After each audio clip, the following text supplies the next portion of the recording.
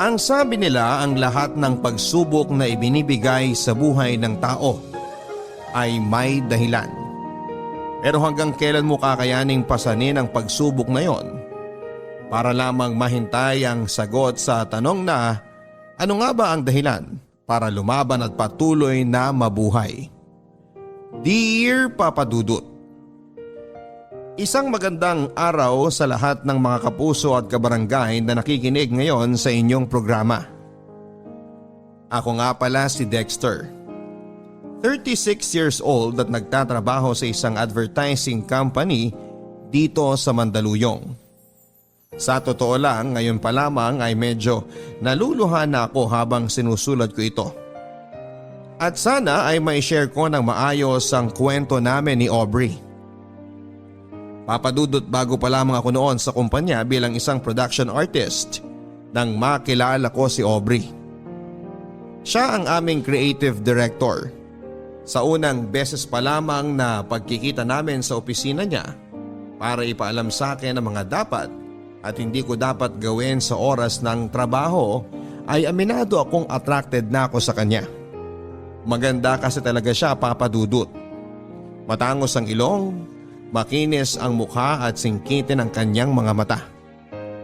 Idagdag pa na maganda ang kutis niya at balingkinita ng kanyang katawan. At para mas lalo ninyong ma-imagine kung gaano siya kaganda, ay malaki ang pagkakahawig niya kay Miss Sanya Lopez. Kaya walang lalaki ang hindi hahanga sa unang beses na makita siya. Pero sa kabila ng napakagandang mukha ni Aubrey, ay ang pagiging mataray at suplada niya, Papadudut. Medyo perfectionist siya pagdating sa kanyang trabaho. At sa konting pagkakamali mo lamang ay ipaparamdam niya sa iyo na parang ikaw ang pinakabobong empleyado niya sa opisina. Minsan ko na kasing naranasan na masigawan niya nang nagkamali ako sa trabaho. At paglabas ko nga ng opisina niya, naabutan ko pa ang mga kasamahan ko sa trabaho na nagkakatuwaan at nagpupustahan kung hanggang kailan daw kaya ako tatagal bilang production artist ni Aubrey. Marami na raw kasi ang nag-resign dahil sa ugali niya. At akala ko rin na hindi ako tatagal sa trabaho ko. Pero hindi ko napansin na halos 1 taon na pala ako dito sa kumpanya. Papadudot, sa mga kaopisina ko rin nalaman na si Aubrey ang tipo ng babae na walang alam puntahan kung hindi bahay at trabaho lang. At kahit kailan daw kasi ay hindi siya sumama sa kahit na anong get together na para sa mga empleyado. Wala rin siyang kahit na sinong matatawag na kaibigan o close man lang sa opisina. Siguro nga kasi ay masyado siyang mataray. Siya yung tipo ng boss na kahit konting pagkakamali lang ng isang empleyado ay parang magugunaw na ang mundo sa galit. Huy Lily, thank you dito sa regalo ha. Kailangan ko talaga nito kasi wala na akong lalagyan ng mga sapatos sa bahay. You're welcome! O ikaw naman Dexter, sino nabunot mo sa exchange gift natin? Ikaw na lang ang hindi pa nagbibigay ng regalo ha? Ay, wala siya dito eh. Paanong wala? Halos lahat naman tayong creative team. Nandito na sa pantry. Nauna na nga lang kumain yung iba. Except for Dragonessa Queen! Oo nga no? Sanay na kasi akong hindi siya nakikita every mini Christmas party natin at exchange gift. Counted nga pala siya. Oo, counted siya. Ako pa nga ang nabunot niya eh. Nakita ko na lang kanina na may regalo sa table ko. Kaya palang aga niyang pumasok kanina. Ayaw niya siguro may makakita sa kanya na naglalagay ng regalo sa table mo. Siguro nga. Kasi ako yung pinakauna sa atin pumasok pero pagdating ko kanina, nasa table na siya ng office niya. So paano ba yan, Dexter? Mukhang kakailanganin mo talagang pumasok sa isang nag-aapoy na kuweba para maibigay ang regalo mo sa kanya. Ay, dali mo na rin tong pagkain niya. Pinagtabi na namin siya kasi alam namin na hindi siya pupunta dito sa pantry para makipag-celebrate. Bakit naman? Dahil ba sa religion niya? Hindi no? Alam mo yan si Dragonessa? Sa ilang taon namin nagpapasko dito sa opisina, kahit kailan, hindi pa nakipag-celebrate sa amin. Paano makikiselebrate? Subsub nga sa trabaho. Lunch break nga niya, hindi siya lumalabas ng opisina niya. Kasi nga, mas gusto niya mag-amoy kuweba siya kaysa makibonding sa atin. Nako, Good luck sa'yo, Dexter, kung paano mo ibibigay yung regalo mo sa kanya. Sama pa naman ang ugali nun. Kaya baka tarayan ka lang niya kapag inabot mo na yan. Ikaw talaga, Nolan. Kung ano-ano na naman ang sinasabi mo tungkol kay Miss Aubrey. Mabait naman yung tao. Strikto nga lang pagdating sa trabaho. At iba ang istrikto sa masamaang ugali. Pero na rin yun. Niwala nga siyang pakialam sa mga kasama niya sa trabaho eh. Sinabi mo pa. Naalala ko tuloy nung nagkasakit ang anak ko, tapos 1 linggo akong absent. Hindi nga niya ako binigyan ng suspension dahil sa absent ko. Pero hindi niya rin in-approve ang mga emergency leave request ko. Ilang araw tuloy akong walang sinweldo nang dahil sa kanya. Pero diba in-explain naman ni Miss Aubrey kung bakit hindi na-approve ang mga leave request mo? Dahil wala kang nasubmit na medical documents that time. Required kaya yun para sa mga nagli-leave. Kahit na, no? Yung ibang manager nga ina-approve yun. Siya lang talagang hindi pumapayag. Sa tingin ko, sumusunod lang naman si Miss Aubrey sa policy ng opisina natin. Perfectionist nga kasi sa trabaho si Miss Aubrey. Kaya ayaw niya nang may nagkakamali. Mas lalong ayaw niya sa mga empleyado na hindi sumusunod sa policy niya at ng opisina na to. Saka pwede ba, iwasan na natin ang pagsasalita ng negative sa kanya. Hindi pa naman natin siya kilala talaga para husgahan natin yung buong pagkatao niya.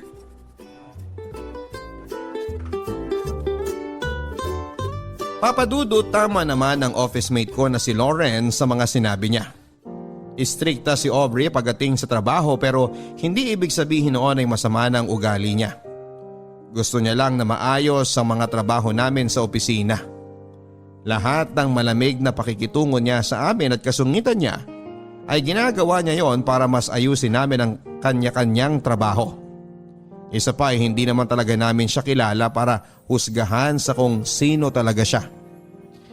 Papadudot na tapos ang mini Christmas celebration na walang Aubrey na dumating para makijoin sa amin. Ang sabi ni Lauren ay normal na raw yon. Mas magugulat pa raw sila kapag bigla na lang sumulpot at nakikain si Aubrey. Kagaya ng dati ay nakakulong lamang siya buong maghapon sa opisina niya. Ni hindi ko siya nakitang lumabas para kumuha ng pagkain o inumin. Medyo pinoproblema ko tuloy kung paano ko ibibigay sa kanya ang regalo ko at ang ibinili na pagkain sa akin na para sa kanya. Sa totoo lang, Papadudot, ay natuwa ako ng pangalan niyang nabunot ko para sa exchange gift namin. Kahit noong una ay napapaisip na kagad ako sa kung ano kayang regalo ang ibibigay ko sa kanya at kung paano ko yon iaabot. Pero mas nangibabaw pa rin ang tuwa dahil magkakaroon ako ng dahilan para makausap siya ng hindi related sa trabaho. Sa totoo lang, para kasing ang hirap niya kasing lapitan at kausapin. Lalo na kung hindi trabaho ang pag-uusapan. Kaya naman magkahalong kaba at excitement ang naramdaman ko habang inaabangan ko siyang lumabas ng opisina niya. Kaya lang nang ma-imagine ko na baka tama si Nolan at tarayan niya lang ako kapag binigay ko sa kanyang regalo, ay nag-decide akong ilagay na lang yon ng palihim sa opisina niya. Papadudot, pahapunan nang sa wakas ay magbukas ang pinto ng opisina ni Aubrey at lumabas siya para siguro kumuha ng tubig sa pantry. Saglit akong pumasok sa opisina niya at nilagay ang regalo ko para sa kanya, pati na rin ang pagkain. Nang makabalik ako sa table ko ay medyo nakahinga na ako ng maluwag at muling nakapagtrabaho ng maayos.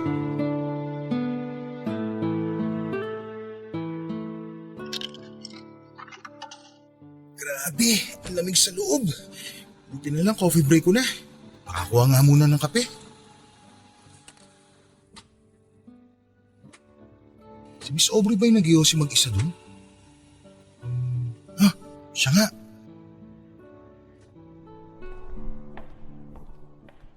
Miss Aubrey, gusto mo ng kape? Hindi, okay lang. Salamat. Ikaw, Yossi, gusto mo? Meron pa akong extra. Hindi po kasi ako nagsisigarilyo eh. Magkakape lang po talaga ako kasi sobrang lamig po doon sa loob ng opisina. Pwede ba wag mo na nga akong pinupo? Mas matanda ka pa kaysa sa akin. Okay, sige. Break time mo ba? Tapos ka na sa trabaho mo sa loob? Oo, hinihintay ko lang yung ipapasa na bagong theme sa akin ni Lauren para sa next project natin. Gagawin ko na rin kagad yung cover design mamaya para makita mo. Buti naman, para hindi tayo palagi naghahabol sa deadline. Ayoko kasi talaga na natatambakan ng trabaho. Sabi nga nila sa loob, 2 weeks ahead daw sila palagi sa deadline na binibigay ng mga client natin. Hindi ko kasi gusto na nasasanay silang pumipetiks-petiks kahit may mga bagay na dapat pang trabahuhin at tapusin. Sa bagay, mas okay naman talaga yun. Para hindi tayo nape-pressure palagi sa deadline. Salamat nga pala dun sa regalo mo. Wala yun. Saan mo pala nabili yun? Tsaka, paano mo nasigurado na wala pa akong kopya nun? Alam mo kasi, ilang taong ko nang hinahanap yung librong yun eh. Nakita ko kasi yung bookshelf mo sa office at yung collection mo ng mga libro. Pareho kasi kayo ng collection ng tita ko eh. Kaya napansin ko na parang kulang ka ng isang title ng book na yon. Talaga? Mahilig din siya magbasa ng novel? Oo, lalo na ng mga romance novel. Actually, kung mapapansin mo nga, medyo luma na yung binigay ko. Hiningi ko lang kasi yun sa kanya. Kaya dinagdagan ko na lang ng imported na tsokolate yung regalo ko sa'yo. Okay lang. Ako nga sobrang hirap na hirap talaga akong hanapin yun eh kasi laging out of stock. Ilang beses na ako nag-request sa mga bookstore pero wala pa rin. Kahit nga sa mga international online shop, hindi siya available. Buti pala yun talagang naisip ko iregalo. Sa totoo lang medyo nahirapan ako maghanap na ibibigay sa'yo kasi parang halos lahat meron ka na eh. Hindi, no, ano ka ba? Anyway, thank you ulit dun. Na-appreciate ko yung pagiging observant mo sa loob ng opisina ko. Walang anuman. Alam mo, mag-iisang taon na ako dito sa kumpanya pero parang ngayon lang kita nakita ngumiti ng ganyan. Bagay pala talaga sa'yo. Ano bang sinasabi mo dyan? O sige na, babalik na ako sa loob. Huwag ka na magtatagal dyan ha, marami pa tayong trabaho.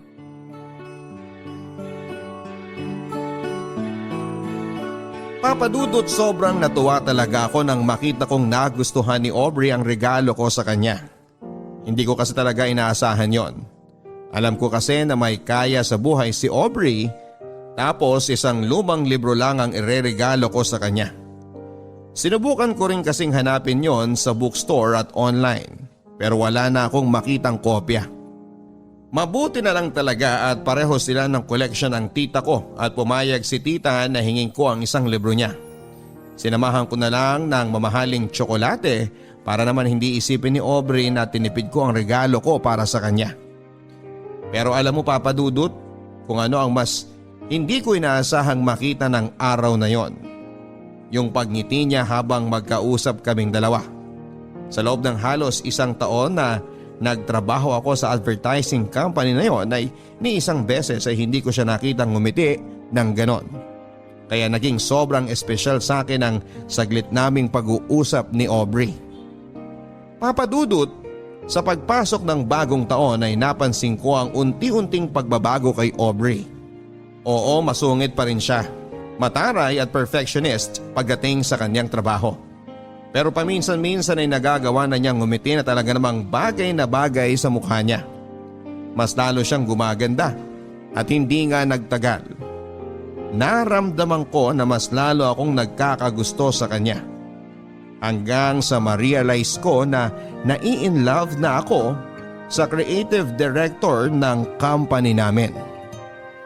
Papadudot, dahil medyo nagiging close na ako sa creative director namin, ay Aubrey na lamang ang tawag ko sa kanya kapag kaming dalawa lang ang magkausap.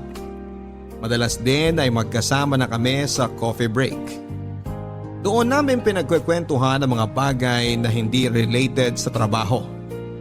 Kaya naman nalaman ko na high school pa lamang siya ay ulila na siya sa mga magulang. Wala rin siyang mga kapatid o malapit na kamag-anak na nakasama noon. Mag-isa siyang pinag-aaral at binuhay ang sarili niya habang nakikitira sa ninang niya na matandang dalaga. Mabait naman ang ninang niya dahil pinatuloy siya dito sa bahay, Papa Dudut. Kaya lang noong nasa college na siya ay namatay ito sa sakit sa puso. Kaya kinailangan niyang maghanap ng ibang titirhan. Kumuha siya ng maliit na kwarto. Nagtrabaho bilang service crew sa isang food chain at nag-aral sa gabi. Ganon ang naging routine ng buhay niya hanggang sa nakatapos siya ng college at magkaroon ng maayos na trabaho. At ngayon nga ay may mataas na siyang posisyon sa opisina namin, Papa Dudut. May sarili na siyang bahay na siya lang mag-isa ang nakatira. dahil wala na nga siyang malapit na kamag-anak. Yun din ang dahilan kung bakit sanay talaga siya nang walang kasama sa bahay o kahit sa trabaho. Isa rin daw sa mga dahilan kung bakit hindi siya madalas nang ngumingiti ay dahil pakiramdam niya nagiging mahina siya kapag nakikita ng ibang tao na parang mabait siya. Kaya pinapangatawanan na lamang niya ang pagiging isang dragonesa sa loob ng opisina.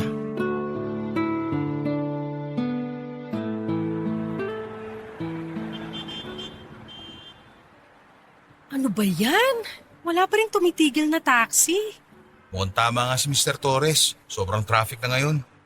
Kaya pala siya nagmamadaling umalis pagkatapos ng dinner meeting natin kanina eh. Okay lang naman na matraffic basta may taxi. Kanina pa tayo dito hanggang ngayon wala pa rin pumapansin sa atin ng mga taxi driver. Ay, sakit na nga ng mga binti at paa ko dahil dito sa sapatos ko eh. Ganito na lang. Isang jeep lang yung bahay ng tita ko mula dito. Gusto mo, magpalipas muna tayo ng oras doon? Actually, reunion kasi namin ngayon. Ako lang yung absent sa aming magpipinsan. Ha? Bakit hindi mo sinabi na may kailangan ka palang puntahan? Sana ako na lang ang nakipag-meet kay Mr. Torres kanina. Okay lang. Ayoko naman na mag-isa ka lang humarap sa kanya kaya nagpumilit na rin ako sumama. Saka, maaga ako nagsabi sa kanila na hindi mo na ako makakapunta. Nandun naman yung parents at kapatid ko eh. Kung ganyan na may mga personal ka na lakad, pwede naman magsabi ka para hindi na kita naabala. Hindi naman kasi ikaw ang dapat nakasama ko ngayon pero nag-extend ka pa ng oras para sa meeting na to. Ay, konti na lang talaga. Ipapasa ko na sa iyo ang korona ng pagiging overtime queen ko sa opisina. Wala pa rin namang tatalo sa'yo. Saka sabi mo nga, di ba? Dapat tinatapos muna ang trabaho bago pumetiks. Pero hindi na nga to parte ng trabaho mo at dapat kanina ka pa nakauwi. Trabaho ko na to tsaka ni Nolan. Bakit kasi ngayon pa siya umabsent kung kailan may meeting kami? If I know may hangover lang siya, how irresponsible. Oh, kumukunot na naman yung noo mo. Tama na nga yan. Pagsasamahin mo pa ang bad trip mo sa kanya at dito sa traffic ngayon. Pero ayun nga. Gusto mo bang sumama muna sa bahay ng tita ko ngayon? Malapit lang yun, promise. Hindi na. Okay lang ako dito. Pumunta ka na doon. Dito na lang ako para maghintay ng taxi. Ano ka ba? Hindi naman kita pwedeng iwan dito na mag-isa. Isang jeep lang ang papunta doon sa kanila, kaya doon na lang tayo magpalipas ng rush hour. Hindi ba nakakahiya? Mababait ang mga pinsan ko. Saka nandun din naman ang parents ko eh. Pati yung makulit kong kapatid, sigurado makakasundo mo yun. Dati pa nga kita kinukwento sa kanila eh. Teka, ano namang kinukwento mo sa kanila tungkol sa akin? Na boss kita. Saka, Saka ano pa? na maganda ka. Sobrang ganda. Ha? Ano yun? Bakit bumubulong ka dyan, Dexter? Wala. Tara na. Punta muna tayo sa tita ko. Tignan mo, walang galaw ng mga sasakyan. Mahihirapan lang talaga tayo kumuha ng taxi ng ganitong oras. Kaya nga mauna ka na lang na umalis. Pumunta ka na dun sa reunion ng family mo. Okay lang ako dito, promise. Tatawagan or iti-text na lang kita kapag nakasakay na ako ng taxi. Aubrey, I insist. Hindi ako alis dito hanggat hindi ka pa nakakasakay. Ayos lang talaga ako. Ito, may taxi na! Taxi! Ano ba yan? May laman pala. Ano? Hindi pa rin ba magbabagong isip mo? Ikaw din. Baka gabihin tayo dito. Ayaw na ayaw mo pa namang nasasayang ang oras mo. Kasi naman. Ay. Nahihiya lang talaga ako eh. Huwag kang mag-alala. Mababait talaga ang mga pinsan ko sa buong family ko. Kaya sigurado ako na mag-i-enjoy ka ron. Sa tingin mo ba, okay lang talaga sa kanila na pumunta ako? Oo naman. Sabi ko nga diba, patagal ka na nilang gustong makilala ng personal. Saka akong bahala sa'yo kung sakaling gabihin man tayo. Ihatid kita pa uwi. Kaya tara na. Ako na magdadala nitong bag mo.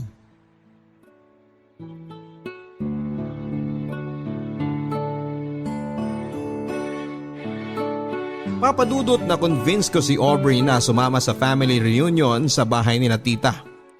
Noong una ay medyo tahimik pa siya at suplada nang makilala niya ang pamilya at ibang kamag-anak ko. Siguro nga kasi hindi naman siya talaga sanay na makihalubilo sa maraming tao. Pero nang lumapit na sa kanya ang nakababata kong kapatid na babae na totoo namang makulit at madaldal, doon na rin siya nagsimulang ngumiti at makipagkwentuhan. Hanggang sa pati ang pinsan ko, kinakausap niya na rin at nakainuman pa niya. Kaya pumayag na rin siyang ihatid ko siya pauwi sa bahay niya pagkatapos ng reunion. Papadudot simula ng araw na yon ay mas nakilala ko si Aubrey. Yung totoong siya na hindi nagtatago sa pagiging isang dragonesa ng opisina. At dahil naramdaman ko na wini-welcome niya ako sa buhay niya bilang isang malapit at totoong kaibigan, mas ipinakilala ko rin ang sarili ko sa kanya. Kung dati-rate bahay at opisina lamang ang alam na puntahan ni Aubrey, nagkaroon na kami ng chance na dumaan sa coffee shop pagkatapos ng trabaho. Pero hindi para sa isang client meeting, kung hindi para kumain, magkape at magkwentuhan. Madalas din kapag weekend ay nasa bahay namin siya. Kung hindi sila magkakwentuhan ng kapatid kong babae, tumutulong naman siya sa pagluluto kay mami. Pati na rin ang mga pinsan ko na pumupunta sa bahay, nakabanding niya at hindi siya matalo-talo pagdating sa inuman. Alam mo papadudot, pakiramdam ko nga minsan ay nag-iiba si Aubrey kapag nasa labas na siya ng opisina. Nawawala na kasi yung pagpapanggap niya na mataray siya at sobrang perfectionist sa buhay. Kapag magkasama kami, nagagawa na niyang ngumiti at tumawa. Nasanay ako sa ganong setup namin. Kaya nang minsang mag-leave siya sa trabaho niya ng halos 2 linggo, na alam kong hindi niya talaga ginagawa, ay dinalaw ko siya sa bahay niya para kumustahin siya. Ang sabi niya sa akin ay may trangkaso lamang siya at pagaling na rin siya. Dumalaw raw kasi ang mga pinsan niya na galing sa ibang bansa na kaagad din namang umalis. Pero iba ang naging kutob ko, papadudot. Lalo na nang bigla na lang siyang nahilo habang magkausap kami.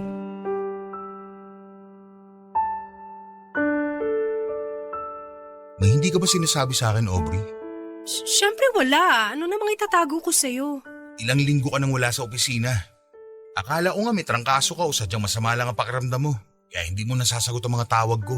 Sinabi ko naman na kanina ang dahilan, di ba? Nagkaroon ako ng bisita dito, umuwi yung mga pinsan ko, at bigla akong tinrangkaso pagkatapos nilang umalis. Ilang beses ko bang kailangan ulitin sa'yo yun? Pero sinabi mo rin sa akin noon na halos wala ka ng kamag-anak na malapit sa'yo. Wala ka nang nakakausap sa kanila. Bakit biglang may mga pinsan ka na darating tapos magagawa pang makitulog dito sa inyo? Hindi ba talaga pwede mangyari yon? Wala ba talagang tao na pwede maging concern sa akin at gusto ako makasama? Hindi naman sa ganun. Kasi kung may totoong tao nag-aalala sa'yo, ako yun. Magtapat ka nga sa akin. May sakit ka ba? Ano bang sinasabi mo? Pwede ba? Itigil na nga natin to pag-uusap na to.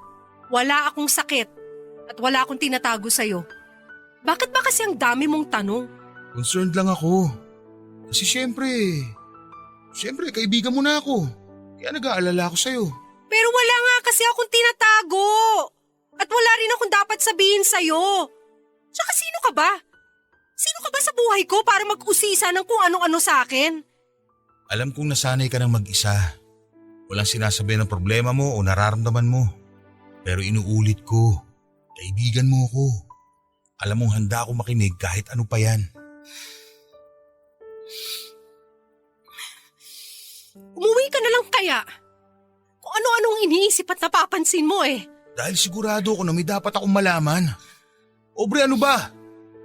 Pati ba naman sa akin magtatago ka pa? May ovarian cancer ako. At alam ko na may taning na ang buhay ko. Okay na ba?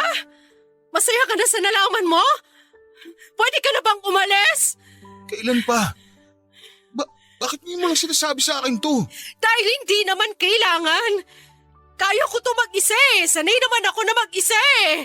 Pero pwede mo namang hindi kayanin mag-isa. Kaya nga nandito ako eh. Kasi gusto kong iparamdam sa'yo na hindi lahat ng tao iniiwan ka. meron pa rin nag-aalala at totoong nagmamalasakit sa'yo. Na hindi ko nga kailangan! Hindi ko kayo kailangan! Wala akong kailangan at kaya kong sarili ko kasi doon naman ako sanay! Bakit ba kasi ang kulit-kulit mo? Kaya ko nga eh! Kaya ko mag-isa!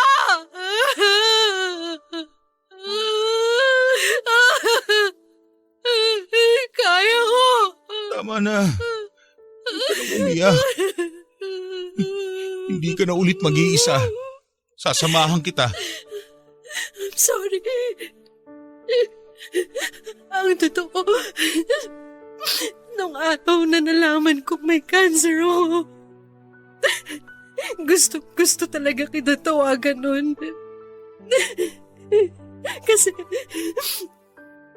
Kasi ikaw lang naman ang nakakausap ko eh. Pero naisip ko na para saan pa? Mamamatay na lang din ako, bakit pa ako magiging pabigat sa ibang tao? Hindi ka naman ibang tao sa akin eh. Pero ayoko pa rin maging pabigat sa'yo. Tsaka ilang taon na ako nabubuhay na mag-isa. Anong bago kung mamatay na lang din ako na nag-iisa? Hindi. Hindi ka mamamatay. At hindi ka na rin mag-iisa. Sasamahan kita. Sasamahan ka ng pamilya ko. Lalaban tayo. At mabubuhay ka pa ng mas matagal.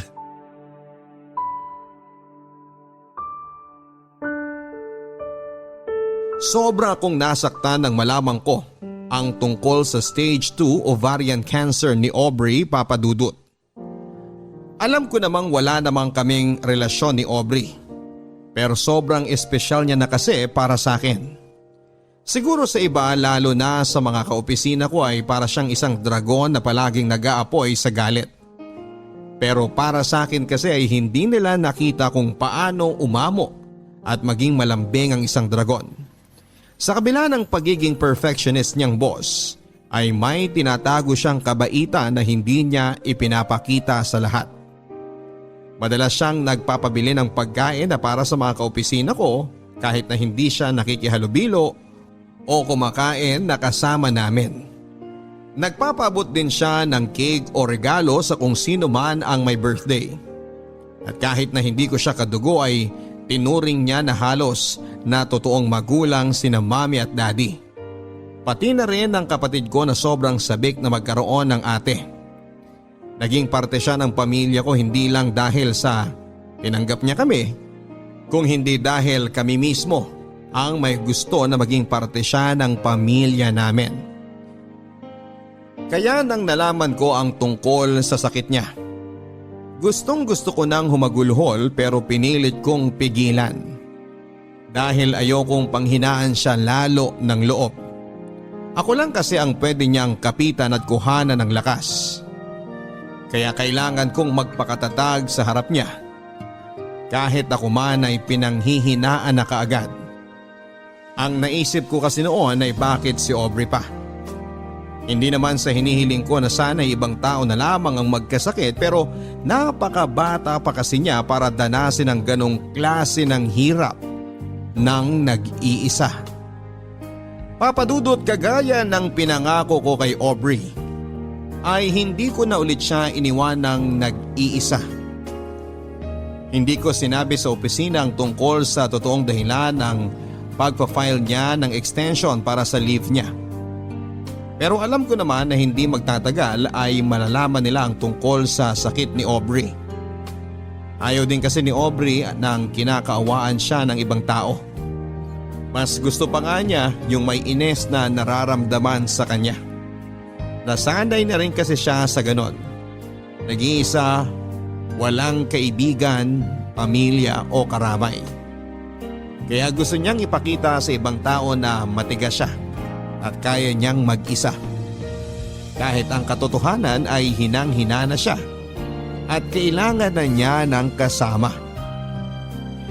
Papadudot, mula nga ng araw na nalaman ko ang tungkol sa sakit niya, ay madalas na akong pumupunta sa bahay niya.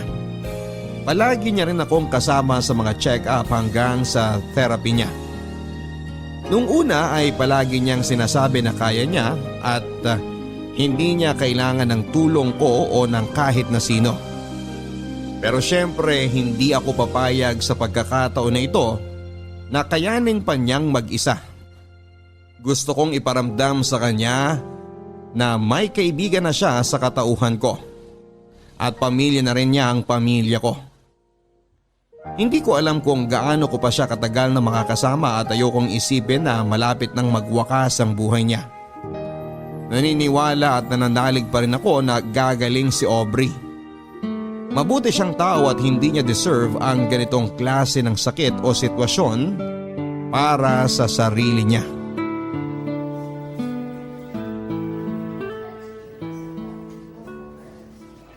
Aubrey, sandali na lang to. 3 pasyente na lang at maasikaso na tayo ng nurse. Mabuti naman kung ganon. Grabe, no? Ang daming tao ngayon dito sa ospital kumpara nung isang araw. Oo nga eh, medyo mainit tuloy. Kamusta na pala ang pakiramdam mo? Hindi ka na ba nahihilo? Mas okay na ako ngayon kaysa kanina bago tayo umalis ng bahay. Na halos hindi na ako makatayo. Mabuti naman, pero huwag ka mag-alala. Kapag naasikaso na tayo ng nurse, makakakuha na tayo ng kwarto mo dito sa ospital. Ako na lang ang babalik sa bahay mo mamayang hapon para kunin ang iba mo pang gamit. Pwede naman kasing sa bahay na lang ako eh. Aubrey, kapag nag-start na ang therapy mo, hindi naman pwedeng napapagod ka sa biyahe. Kaya ayos na rin to. Hindi naman ako napapagod. Hindi ko lang talaga maiwasan ng mahilo paminsan-minsan. Ang totoo nga niyan, ikaw ang iniisip ko. Bakit naman ako? Lakas-lakas ko. Kasi sinasamahan mo pa ako dito sa ospital bago ka pumasok sa opisina. Lagi ka na lang tuloy nag-half day tapos wala ka na halos matinong tulog at pahinga. Mas malalim na nga yung eye bags mo kaysa sa akin, no? Wala yun. Alam mo namang sanay ako sa puyatan. Dati kaya akong call center agent. Kaya kung puyat at pagod lang din, kayang-kaya ko yun. Saka nakalive naman ako ngayon. Ayun na nga eh. Naubos na ang leave credits mo nang dahil sa akin. At least nagamit ko, di ba? Alam mo namang hindi ako pala bakasyon. Kaya kung hindi ko gagamitin yun sa pagsama-sama sa'yo, malamang itulog ko lang yun. Baka nga pala pumunta si Mami mamaya para may kasama ka kapag umalis na ako para kunin ang ibang gamit mo sa bahay. Isa pa yan. Sa totoo lang, nahihiya na rin ako sa family mo. Pati sila naaabala ng dahil sa akin. Yung pagluluto ng mami mo ng mga pagkain na pwede ko lang kainin, tsaka yung pagdalo ng kapatid mo sa bahay para masamahan ako kapag nasa opisina ka. Lahat tuloy sila apektado ng sakit ko na to. Ayan ka na naman eh. Sabi ko naman sa'yo, di ba? Si Mami nagsuggest na ipagluto ka ng mga kakainin mo. Saka yung kapatid ko, enjoy na enjoy siya lagi makipagkwentuhan sa'yo. Siya pa nga nag-aalala na baka napapagod ka na raw sa kadaldalan niya eh. Kaya huwag ka na mag-isip ng kung ano-ano, okay? Ito kasi talaga yung ayoko eh. Minsan na nga lang ako mapalapit sa ibang tao. Nagiging pabigat pa ako. Kaya nga pinipilit ko na lang na ilayo ang sarili ko kasi ayokong dumating ang araw na... Shh! Tama na, Aubrey. Hindi ka na iba sa pamilya ko. Nakita mo naman kung paano ka nila tinanggap nung unang beses ka pa lang nilang nakilala, hindi ba? Kaya wag na wag mong iisipin na nagiging pabigat ka sa amin. Thank you, Dexter, ha? Thank you talaga sa inyong lahat.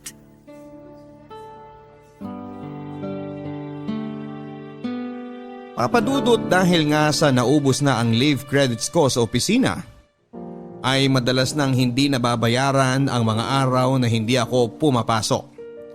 Pero sinisigurado ko na bago ako mag half day o mag leave ay natapos ko ng lahat ng mga trabaho na dapat kong tapusin.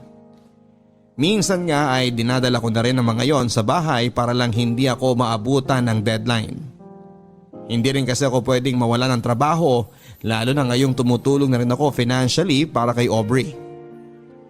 Papadudot kahit paano ay nabawasan ang pagod ni Aubrey sa pila at biyahe nang pumayag na siyang magpa-confine sa ospital para doon na ituloy ang therapy niya. Nang nalaman din ng pamilya ko ang tungkol sa sitwasyon ni Aubrey ay sila nang nag-offer ng tulong para sa kanya. Nagbabantay sa ospital ang kapatid kong babae at si mami naman ay palaging nagluluto at nagdadala ng pagkain na pupwede kay Aubrey. Parte ng pamilya na talaga ang turing nila kay Aubrey at alam kong nararamdaman niya yon. Papadudot na kwento rin kasi ni Aubrey sa akin dati na may mga alaala pa siya na kasama niya ang mga magulang niya at sobrang saya nila noon. At kapag daw nasa bahay namin siya noon at kausap niya si mami o ang mga kapatid ko ay ramdam niya na parang hindi na siya iba sa pamilya ko. Yun naman talaga ang gusto kong iparamdam sa kanya, Papa Dudut. Kaya nga natuwa na rin ako nang hindi na niya tanggihan ang tulong ng pamilya ko. Nasamahan siya sa ospital kapag nasa trabaho ako.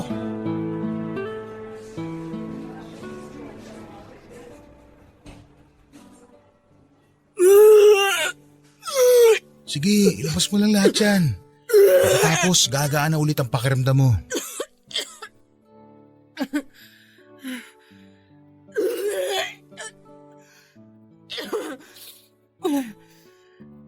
Ano? Okay ka na ba? Okay na bang pakiramdam mo? Medyo okay na. Sandali lang ha. Lilinisin ko lang to.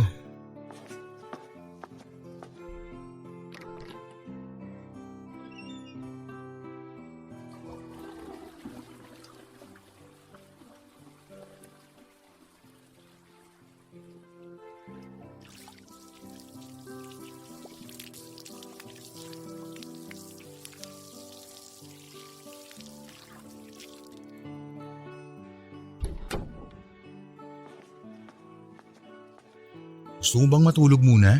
Hindi. Ayoko. Para kasing wala na akong ibang ginawa kundi matulog ng matulog. Yun naman kasi ang kailangan ng katawan mo. Pahinga.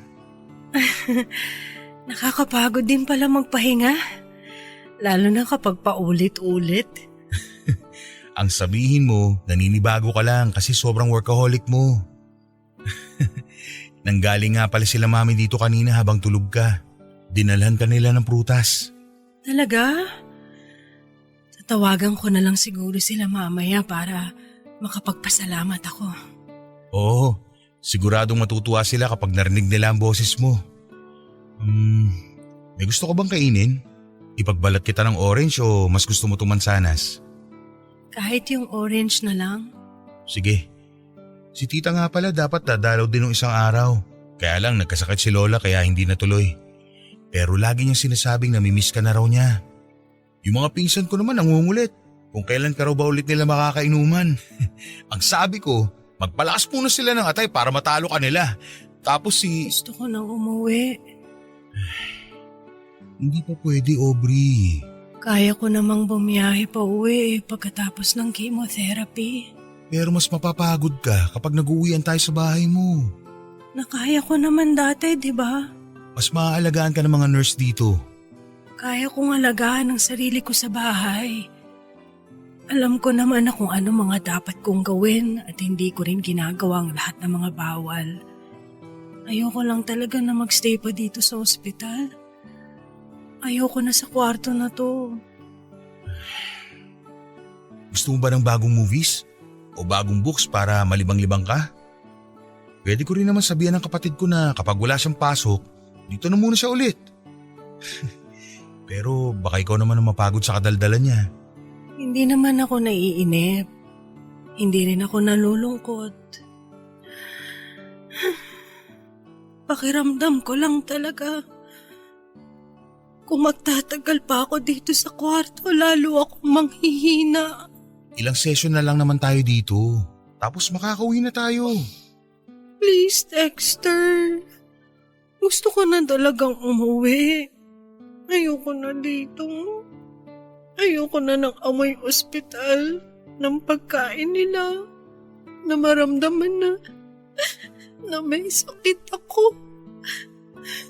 Pero Aubrey, Sa bahay kasi kahit paano nakakakilos pa ako ng normal. Nararamdaman ko na wala akong nilalabanan na sakit. Kakayanin ko. Basta umuwi na tayo. Gusto ko nang umuwi. Ayoko na dito sa ospital. Ayoko nang maramdaman ng paulit-ulit na may sakit ako.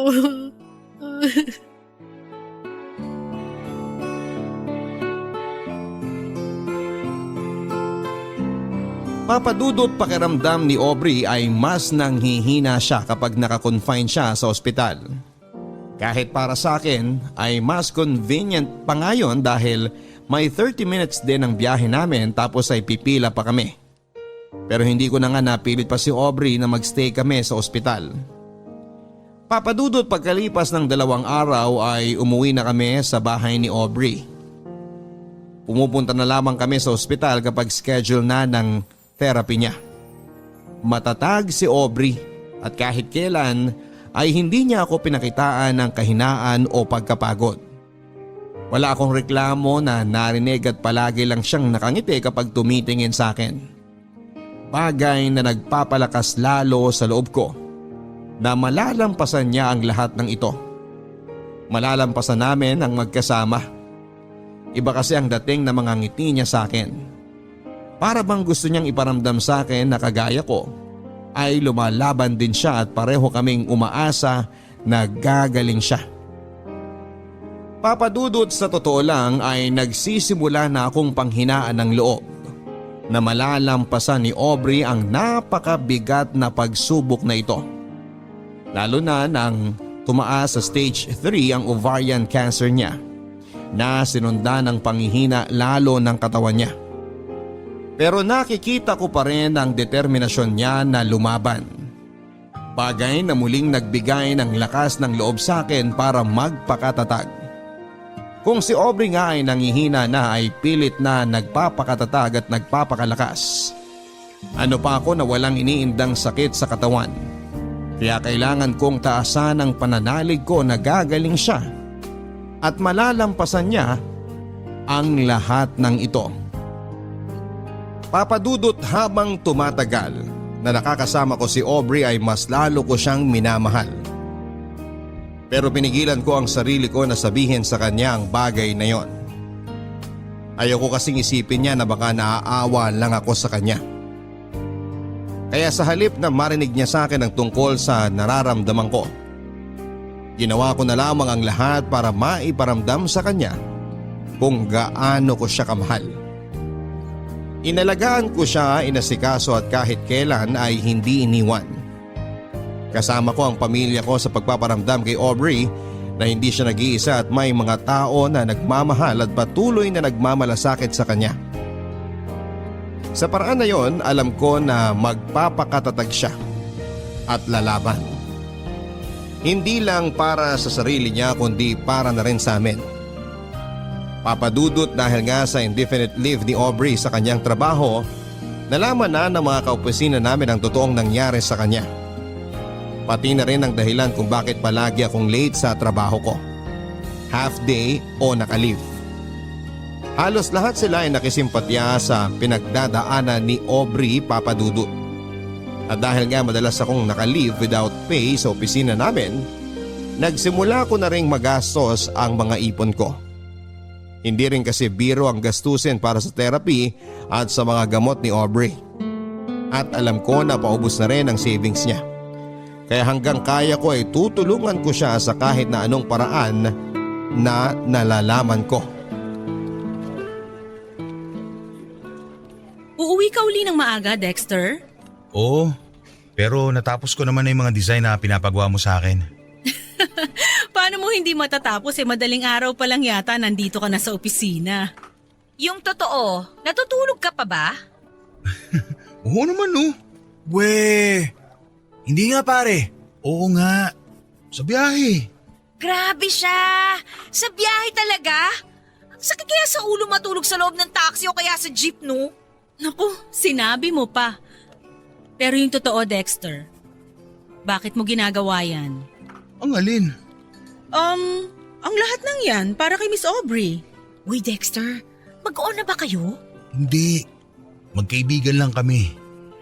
Wala na kasi siyang ibang pamilya o kamag-anak dito eh. Kaya walang ibang mag-aasikaso sa kanya kung hindi ako na lang. Buti na lang talaga kahit papano nandyan ka. Alam ko namang mabait si Miss Aubrey. May pagkamataray lang talaga. Saka ayaw niya lang talaga ng may nagkakamali sa trabaho lalo na kapag nagiging cause of delay. Totoo yun. Mabait talaga siya. Nasanay lang talaga siya mag-isa at hindi nakikihalubilo sa mga tao. Ay, medyo nagigilty nga ako eh. Ang dami ko kasi naging kapalpakan sa trabaho. Pakiramdam ko tuloy, masyado ko siya ini-stress nung nandito pa siya sa opisina. Mabait naman kasi talaga si Miss Aubrey. Sadyang mahigpit lang siya pero may pakialam siya sa mga empleyado niya. Madalas kaya siyang nagbibigay ng mga regalo kahit hindi natin siya binibigyan ng kahit na ano. At nagpapakain kapag may okasyon kahit hindi siya lumalabas ng opisina niya. Alam mo, naisip ko rin yan. Hindi niya talaga deserve yung mga nangyayari sa kanya ngayon. Ay. Uy, oo nga pala, Nolan. Dala mo ba yung pinagbentahan ng unang batch ng t-shirt tsaka keychain? Oo, sandali lang. Nandito sa drawer ko.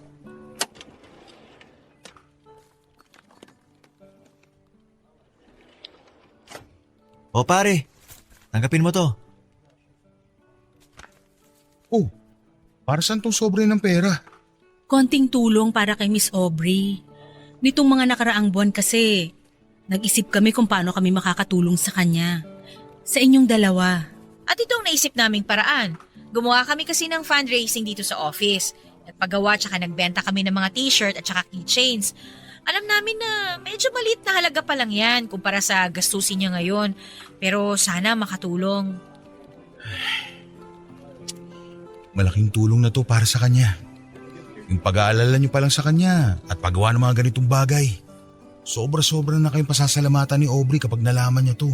Basta pare, kung may iba pa kayong kailangan ni Miss Aubrey na pwede namin maitulong, magsabi ka lang ha. Palaging kasama si Miss Aubrey sa mga dasal namin. Naniniwala kami na malalampasan niya ang lahat ng to. Salamat talaga sa inyo ah. Sobrang laking tulong nitong ginagawa niyo para sa kanya. Para lalong mapalakas ang loob niya. Huwag kayong mag-alala. Makakarating ang lahat ng tulong at mensahe niyo para kay Aubrey. Papadudot, hindi ko inaasahan ang ginawang pag-abot ng tulong ng mga kaopisina ko kay Aubrey. Alam ko naman na nagiging usap-usapan na si Aubrey sa trabaho dahil sa sakit niya. Pero hindi ko alam na gumawa na pala sila ng paraan para makatulong. Akala ko kasi ay wala talaga silang pakialam kay Aubrey. Dahil sa paniniwala nga ng mga ito na masama ang ugali niya. Pero heto sila at nagkaisa na gumawa ng fundraising para makapagbigay ng financial support. Papadudot nang sabihin ko kay Aubrey ang tungkol sa tulong na inabot ng mga kaopisina namin at patuloy na pagbebenta ng mga ito ng t-shirt at keychain para makalikom pa ng pera ay hindi na niya napigilan ang sarili niya na maiyak. Nagigilty daw siya dahil pakiramdam niya ay hindi naging mabuti ang treatment niya sa mga ito. Pero heto sila at nagmamalasakit para sa kanya. Kaya raw kapag nabigyan siya ng isa pang pagkakataon ay babawi siya sa mga ito. Papadudot, sinabi ko naman sa kanya na wala siyang dapat na ipag-alala. Dahil naiintindihan ng mga kaopisina namin na ginawa niya lang ang tama pagdating sa trabaho. At alam ng mga ito kung gaano siya kabuting tao. Hindi niya kailangang bumawi dahil lumaban at gumaling lang siya sa sakit niya ay sapat na yon para masuklian lahat ng tulong na ibinigay ng mga taong nagmamalasakit sa kanya. Nakausap ko yung kapatid mo kanina sa telepono. Ang kulit-kulit pa rin talaga. Kung pwede raw na dito na lang siya sa bahay matulog araw-araw para may kasama siyang manood ng K-drama. Ang sabi ko naman, kapag weekends na lang para pwede siyang magpuyat, diba? Dexter? Okay ka lang? Naririnig mo ba ako? Ha? Oo, okay lang. Bakit naman hindi ako magiging okay? Ano nga yung kinukwento mo? Tungkol kay mami, hindi ba? Ay, tungkol sa kapatid mo, ang sabi ko. Kausap ko siya sa telepono kanina. Oo nga. Sorry. Medyo nabibingi lang ako. Last session na nga pala natin sa chemotherapy mo next week, no? Nag-file na rin ako ng leave for 1 week. Bakit magli-leave ka pa? Wala ka ng leave credits, di ba? Hindi na yan mababayaran ng kumpanya. Kaya dapat pumasok ka na lang noon. Okay lang. Gusto ko kasi sana na mag-celebrate tayo pagkatapos ng last therapy mo. Para saan? Tapos ng birthday mo ah. Hindi ko rin naman birthday. Walang may birthday. Gusto ko lang na magkaroon ng advance celebration kasi sigurado naman ako na pagkatapos ng last session ng therapy mo, kagaling ka na. Hindi ka pa rin nawawala ng pag-asa. Kahit kailan, hindi naman ako nawala ng pag-asa eh. Araw-araw ka kayang pinagdadasal ni na mami at tita. Pati na rin ang mga kaopisina natin. Saka sinabi ko naman sa'yo, hindi ba? Kahit hindi ako nurse o doktor, alam ko nagagaling ka. Hindi ko na talaga alam kung paano ka papasasalamatan. Kayong lahat, lalo na ang pamilya mo. Buong buhay ko, hindi ko naisip na pwede ko pa palang maranasan to. Pwede pa pala akong magkaroon ng pamilya. Wala ka naman dapat na ipagpasalamat kasi ginusto naming lahat na gawin to. Parte ka na ng pamilya namin. Kaya lahat gagawin namin para sa'yo. Alam mo dati, takot na takot akong mamatay. Kasi hindi ko ma-imagine kung paano mamamatay ng nag-iisa. Walang pupunta sa burol ko. Walang makikiramay. Walang iiyak. Aubrey, hindi ka na nag-iisa ngayon. At hindi ka rin mamamatay. Ngayon hindi na ako takot. Pero handa na rin akong lumaban. Kasi honestly, nawala na ako ng pag-asa noon eh. Tinanggap ko na hanggang dito na lang talaga ako. May pag-asa pa tayo. Kakayanin natin to. Ay. Oo. Kakayanin ko pa.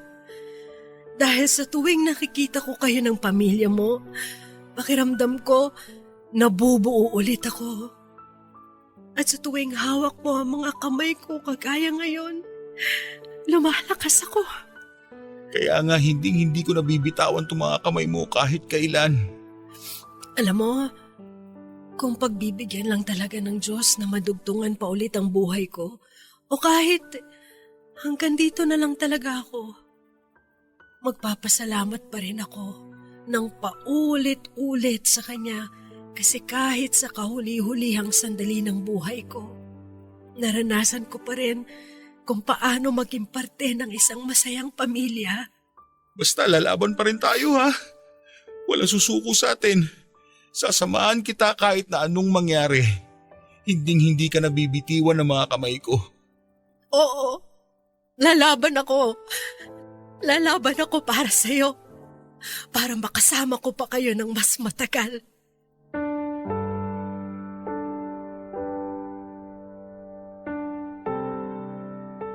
Papadudot umaasa ako na pagkatapos ng last session ng chemo at radiation therapy ni Aubrey ay unti-unti nang babalik ang lahat sa normal. Kaya masaya kaming nag-celebrate noon kasama ang pamilya ko, ilang mga kaibigan at kaopisina namin. Pero nang makalipas ang isang buwan ay muli kaming nagpabalik-balik sa ospital. Akala ko talaga papadudot ay tuluyan na siyang mawawala sa akin nang hindi ko man lang nasasabi sa kanya ang totoong nararamdaman ko. Dahil sobrang nanghina talaga ang katawan niya. Pero sa kabila noon ay nakitaan ko siya ng katatagan ng loob na lumaban para mabuhay. Paulit-ulit kaming nagdasal ng pamilya ko at mga kaopisina para sa kanya. Papa Dudut, hindi ako naniniwala na merong mahina at malakas sa Diyos. Mas naniniwala ako na lahat tayo ay may kanya-kanyang oras kung kailan tayo aalis sa mundong ito. At noong panahon na yon, malaki ang pasasalamat ko dahil hindi pa oras ni Aubrey para iwanan ako at ang mga taong nagmamahal sa kanya. Dahil pagkatapos ng halos 3 buwan na pagkakakonfine ni Aubrey sa ospital, ay unti-unting nanumbalik ang lakas niya. Hanggang sa ma-discharge na siya sa ospital at tinuloy na lamang ang pagpapalakas niya sa bahay. Papa Dudut, sobrang laki ng pasasalamat ko sa lahat ng mga taong tumulong kay Aubrey at nagdasal para malampasan niya ang pagsubok na ito. Pero mas nagpapasalamat ako sa Diyos para sa pagbibigay ng panahon para makasama ko pa si Aubrey ng mas matagal. Kaya hindi ko na sinayang ang pagkakataon na ito at sinabi ko na sa kanya kung gaano ko siya kamahal. Ang nakakatuwa doon, Papa Dudut, ay sinagot niya rin kagad ako. Hindi dahil sa pag-aalaga na ginawa ko sa kanya, kung hindi dahil sa sign na matagal na niyang hinihingi noon. Ang libro na matagal na pala niyang hinahanap-hanap sa iba't ibang bookstore at online shop ay ginawa niya palang sign para mahanap din ang lalaking habang buhay niyang mamahalin. Ang sabi niya, kung sino raw ang lalaki makapagbibigay ng libro na yon, ay ang lalaking mamahalin niya ng buong puso. At ako yon, Papa Dudut. Ako ang lalaking dumating sa buhay niya para ibigay ang libro na yon. At ito pa rin ang sign na matagal na niyang hinihintay. Papa Dudut, ngayon nga ay 2 taon na kaming kasal ni Aubrey. Wala pang anak pero masaya kaming mag-asawa. 2 taon na rin siyang isang cancer survivor. Pero hanggang ngayon ay sariwang-sariwa pa rin para sa akin ang mga pagsubok na pinagdaanan niya kasama ako. Sobrang nahirapan man siya noon pero alam ko na may dahilan kung bakit namin yon naranasan. At isa na siguro sa mga dahilan na yon ay para maisulat ko ang kwento naming dalawa sa inyong programa. Papa Dudut, dito ko na po tinatapos ang sulat na ito at sana kahit papaano ay nabigyan ni Aubrey ng inspirasyon na magpatuloy na maging matatag ang lahat ng mga taong nakikipaglaban sa sakit na cancer. Huwag tayong mawawala ng pag-asa at pananalig sa Diyos. Dahil hindi niya tayo bibigyan ng pagsubok na alam niyang hindi natin kakayanin. Maraming salamat sa pagpili at pagbasa ng sulat ko, Papa Dudut.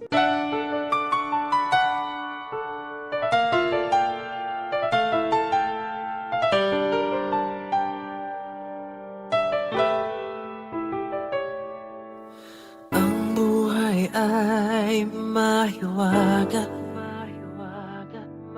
laging may lungkot at saya. Sa Papa Dudut Stories, laging may karamay ka.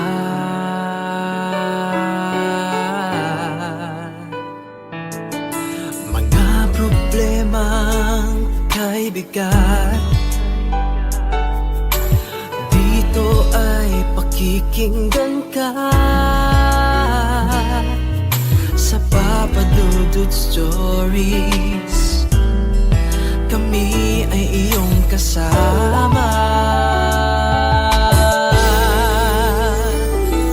Dito sa